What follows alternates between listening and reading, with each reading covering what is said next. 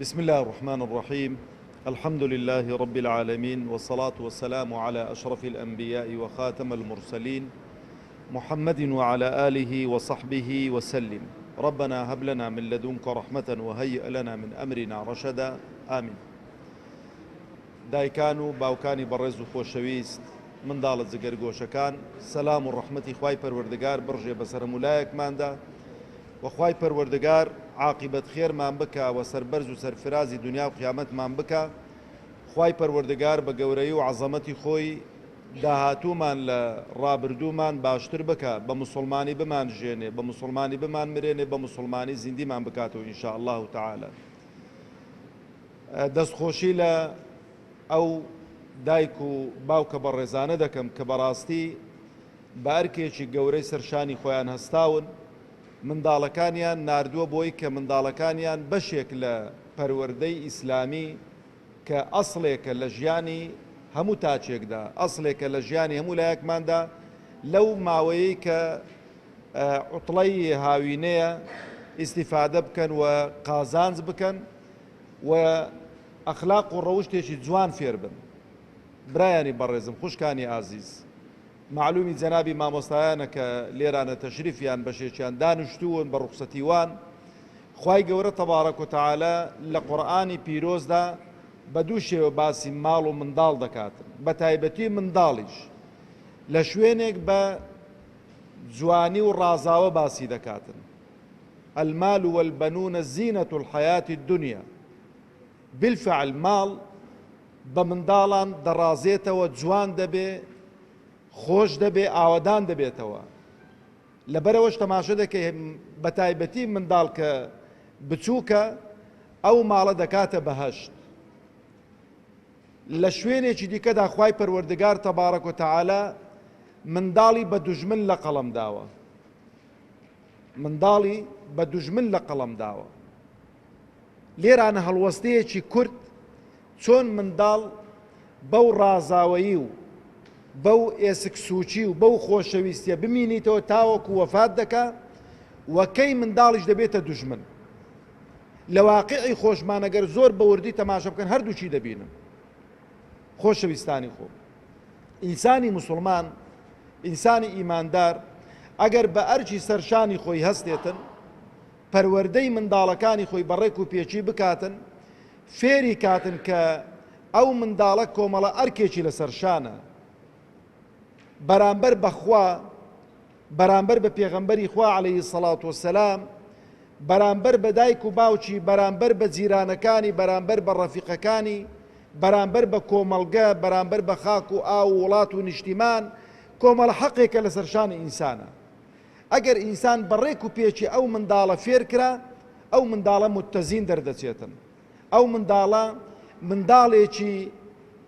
گوێگر دەبێتن، منداڵێکی بەسوود و کەلک دەبێت، منداڵێک دەبێتن دایک و باوکی لە بەردەستی ئیسراحەت دەکەن. بەڵام ئەگەر بە پێچەوانەوە بوو، بە تایبەتی خوشکە بەڕێزەکانی خۆم، باوکە بەڕێزەکان، بەداخەوە دەڵێم، زۆر بەداخەوە دەڵێم، سیستەمی پەروەردەی ئەمڕۆ لە بەرژەوەندی ماڵ و منداڵی کەسماندا نییە. تەکنۆلۆجیای ئەمڕۆ لە بەرژەوەندی ماڵ و منداڵی کەسماندا نییە. بۆ وەرە تەماشەی ئەو مەکتەبانەکە کە مەکتەبی ئەهلین کە پارە وەردەگرن، سەر بە وەزارەتن، سیستەمی پەروەردەیان، سیستەمی دەرزگوتنەوەیان، ڕێژەی گرنگیدان بە قوتابیان لەگەڵ ئەو مەکتەبانەی کە مەکتەبی وەکو بڵێ پارە وەرناگرن و مەکتەبێکی حکومین، ئاسمان و ڕێسمانی فەرقە. لە ڕووی ژمارەی قوتابیانەوە لە پۆلدا، لە ڕووی ئیهتیمامی مامۆستایان بە قوتابیەکان، لە ڕووی پەروەردەی مامۆستایان بۆ قوتابیەکان و لە ڕووی لێپرسینەوەی مامۆستایان لە قوتابیەکان و لە ڕووی گرنگیدانی دروستکردنی ڕەبت و عیلاقەی مامۆستا لەگەڵ دایک و باوکی ئەو قوتابیەی. یعنی تەماشە دەکەی منداڵەکەت هیچ عیبی نەبوو، منداڵەکەت زۆر ڕێک و پێک بوو، چووە قوتابخانە تەماشە دەکەی منداڵێکی دیکە دەرچووە، نا ئەخلاقی وەکو خۆی ماوە، نا ئەدەبی وەکو خۆی ماوە، نا عیلم و زانستی وەکو خۆی ماوە، هیچ شتێکی وەکو خۆی نەماوە لە جیاتی بەرەو پێش بڕوا ئەگەر بۆ خۆت ئاگات لێ نەبێتن بەرەو دواوە دەگەڕێتەوە. بەڵام قەناعەتم وایە زۆر لە دایک و باوکان کە ئێستانەکە ئەرچیان زۆر قوڕسترا،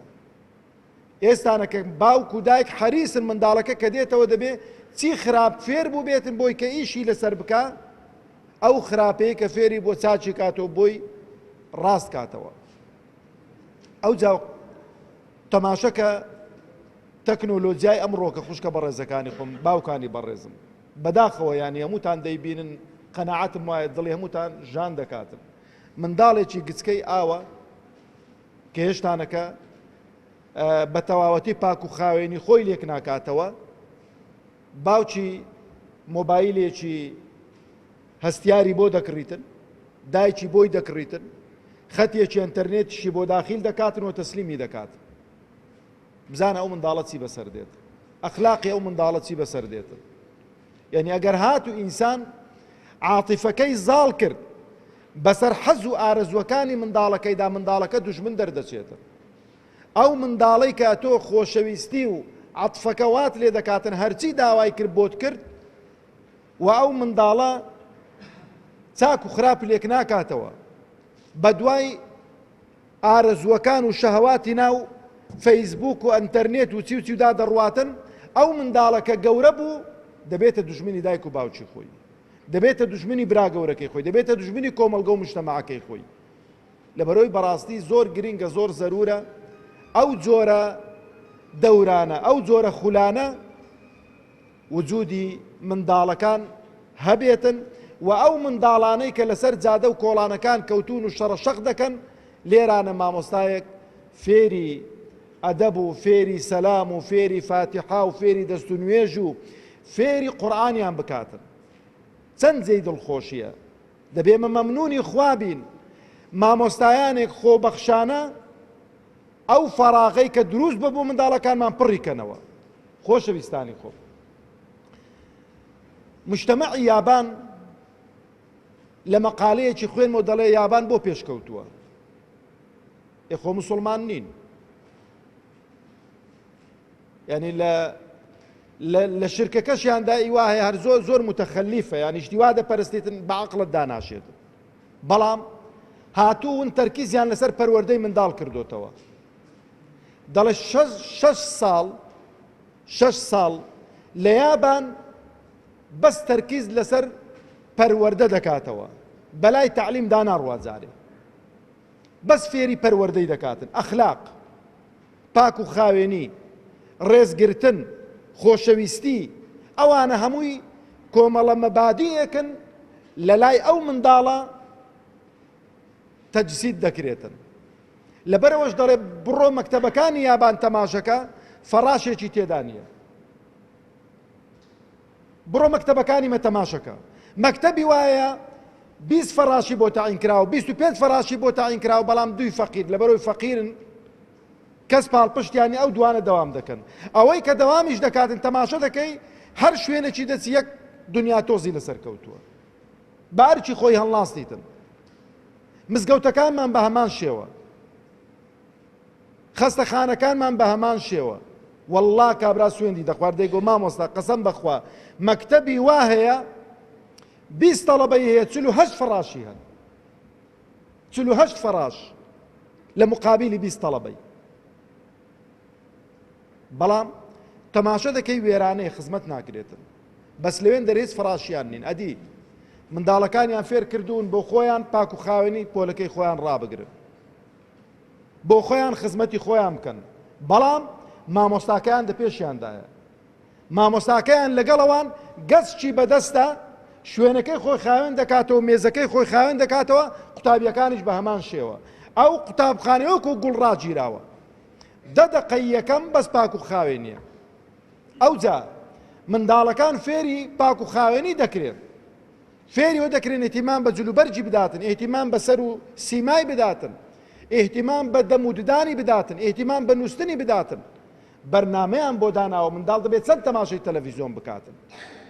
دەبێت چەند خۆی بە تەکنۆلۆجیا و مەشغوڵ بکاتن. ئەوەی ئێمە لەسەر گازی پشلەی کەوتۆ دایکی باوکی هەر خواخوایەتی وە خەبەر نێ، سڕ بووە لەبەر پاپا سڕ بووە لەبەر تەلەڤیزیۆن بۆ چکە گەوە خۆی بێتەوە ماڵەکەی کاول دەکات دەڵێنەوە لە هەر بەوەی سڕ بێت چاکە لەبەرەوە دایکانی بەڕێزم باوکانی ئازیز بەڕاستی منداڵ یان دەبێتە بەڵایەکی گەورە بۆمان لە دنیا و لە دوا ڕۆژدا یان دەبێتە دارێکی بەبەر بۆمان لە دنیا و لە دوا ڕۆژدا تەماشەکە بەشێکی ئەو کێشە کۆمەڵایەتیانەی کە دەیبینن ئەو خەڵکەی کە دەکوژرێتن ئەو عائیلانەی کە کێشیان لێ دروست دەبێت ئەو شەڕەی کە دروست دەبێت لە مابەینی دوو جیران هەمووی هۆکارەکەی چییە؟ ئەو منداڵاڵن کە بە سەقەتی پەروەردەکراون ڕوحی لێبوردەیی و ڕوحی گەردەن ئازایی و ڕوحی چاوپۆشیان لە ناخدا دروست نەکراوە فێر نەکراوە گەر کەسێک غەڵەتی بەرامبەر کرد بڵێ کاکە گەردەنت ئازا بێتن کاکە خوا ئافوت کاتن لێت خۆش بوو نا ئەگەر شەقێکی لێدا ئەو دەچێتەوە لە ماڵی سیلاحی بابەکەی دینیتن مەخزنێکی لێ بەتاڵ دەکاتەوە ئەگەر ئەو بە سیارە بە تەنشی داڕۆی پشتی وێکەوتن ئەو دەچی بە سیارە خۆ بە سیارەکەوی دادەداتن پێشم خۆش نییە نمونان بینەوە دەنا لەو حەوزی سۆرانی خۆمان نمونە گەلێک زۆرن منداڵ لە ئێستاوە دەبی فێر بکرێتن ڕێز لە مقابلی بنێتن لە ئێستاوە فێر بکرێتن لێبوردە بێتن لە ئێستاوە فێر بێتن کەسێک غەڵەتی بەرامبەر کرد ئەو دڵی فراوان بێتن لەبەرەوەی بەڕاستی ئێمە ئەولاترین کە وەکو کۆمەڵگەی یابان پێشکەوتوو باینە بۆ چکە دینەکەمان وا دەڵێتن یەکەم ئاەت کە بۆ پێغەمبەرمان عەلەیهی سەڵات وسەلام هاتۆتە خوارەوە چه ئاەتێک بووە؟ ئیقڕە بخوێنە دینی ئێمە دینی علم و زانست و پێشکەوتنە بەڵام بەداخەوە دەڵێم چونکە دەستبەرداری دینەکەمان بووین نە علمە و نە زانستە و نە پێشکەوتنیشە لە هەموو دینێک بووین لەبەرەوە بەڕاستی دووبارە و سێبارە ئەمن بە ناوی ئێوەوە زۆر سوپاسی برانی ئەنجومەنی سۆران دەکەم خوای گەورە پاداشتیان داتەوە خوای گەورە مۆفەقیان بکە خوای گەورە سەربەرزیان بکە بە ئەرچی ئێوە هەستاون بارچی ئێوە هەستاون لە جیاتی ئێوە خۆیان ماندوو کردووە وەوەکو ئەو ئاەتەی کە خوای پەروەردگاری دەفەرمێ لا نوریدو منکم جەزاء ولا شکوورا بەڕاستی لە مقابلی ئەو پەروەردەیەدا نە داوای مقابل دەکەن نە داوای ئەوە دەکەن کە سوپاس و ستایشیان بکرێتن پاداشتیان لە خوای پەروەردگار دەبێتن تەبارەک وتەعالە وەخوا زیارم ئەو منداڵە چاوگەشانە بەردەوام بن چونکە پەروەردە بە دەورەیەک و دوو دەورە و سێ دەورە و چار دەورە ناکرێتن پەروەردە پرۆسەیەکی بەردەوامە پەروەردە پرۆسەیەکی بەردەوامە دەبێ ئەو منداڵە چاوگەشانە بەردەوام بن لەبەرەوە پێشنیار دەکەم بۆ ئەو مامۆستا بەڕێزانە بەڵێ ئەرکێکی قورسە بۆوان یعنی لە خیلالی مانجێکە دوو مانجێکە کۆتایی بەو قەزیەی نینن ڕەبط و عیلاقەیان لەگەڵ ئەو گەنجە جوانانە بمێنێتن بۆ نمونە گەر مەکتەبیش دابندرێتەوە هەفتەی سەعاتێک لە خزمەتی منداڵەکان دابن بۆی کە ئەوەی کە فێری بوون بۆیان پشتڕاست بکەنەوە گەشتی چاکە ئەوەی کە خوا نەخواستا لێی دابڕاون و فکریان بێننەوە ئەوەش ئەرچی ئێوەی باوکە یعنی هەفتەی ئەگەر سەعاتێکیش بێتن ئەوە قەناعەتم وایە ئەو پرۆسەی پەروەردەیە بەردەوام دەبێتن و لە کاتی عوتڵە و لە کاتی دەوامیش کە نەبوو کاتەکەی زیاتر بکەن ئەمن دووبارە و سێبارە بە خێراتنەوەی بەڕێز و خۆشەویست دەکەم وەخوا زیارم ئەو منداڵانەتان بۆتان ببنە داری بەری وەکەی دەبنە داری بەری ئەو منداڵانە کە ساڵح بن کە لە خوا ترس بن کە بۆ خوا سوڵحاو بن ئەو کاتەی وەڵی بەزەیان بە ئێوەش دادێتەوە کە پیر بوون کە کەوتنە ناو دەستان ئەو منداڵانە خزمەتتان دەکەن بەڵام ئەگەر پێچەوانەکە بوو واللهی ئەو منداڵانە دەبنە دوژمنی سەرسەختی دایک و باوچیان و دایک و باوچیان بێزار دەبن لە بەردەستیان یا ڕەبی خوایە بۆ خاتری ناو سیفەتە بەرزەکانی خۆت کە منداڵەکانمان ساڵح بکەی خوایە منداڵەکانمان بکەیە زوڕیەتێکی ساڵح و بیانکەیە زەخیرەیەک بۆ دنیا و دوا ڕۆژمان و بیانکەیە سەدەقەی جاریە لە دوای مردنی خۆمان یا ڕەب العالەمین و دووبارە سوپاسی برایانی ئەنجومەنی سۆرانی کۆمەڵی ئیسلامی دەکەم دەستیان خۆش بێتن خوا پاداشتیان داتەوە والسلام علیکم ورحمة الله وبركاته